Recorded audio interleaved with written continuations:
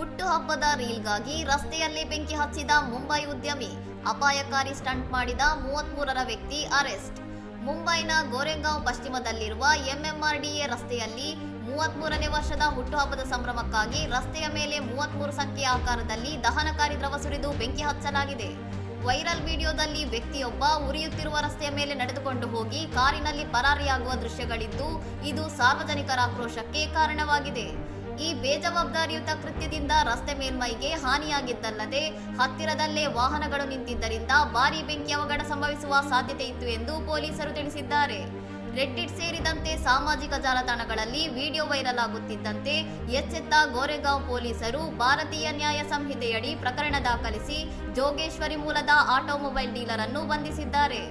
33 ವರ್ಷವಾದರೂ ಮಾನಸಿಕ ವಯಸ್ಸು 13ರಂತಿದೆ ಎಂದು ನೆಟ್ಟಿಗರು ವ್ಯಂಗ್ಯವಾಡಿದ್ದು, ಲೈಕ್ಸ್ ಮತ್ತು ರೀಲ್ಸ್ಗಳಿಗಾಗಿ ಸಾರ್ವಜನಿಕ ಸುರಕ್ಷತೆಯನ್ನು ಅಪಾಯಕ್ಕೆ ದೂಡುವ ಪ್ರವೃತ್ತಿಯ ವಿರುದ್ಧ ತೀವ್ರ ಆಕ್ಷೇಪ ವ್ಯಕ್ತವಾಗಿದೆ. ಇನ್ನಷ್ಟು ಸುದ್ದಿಗಳಿಗಾಗಿ ನೋಡ್ತಾ ಇರಿ ಸೌರಂ ಟಿವಿ.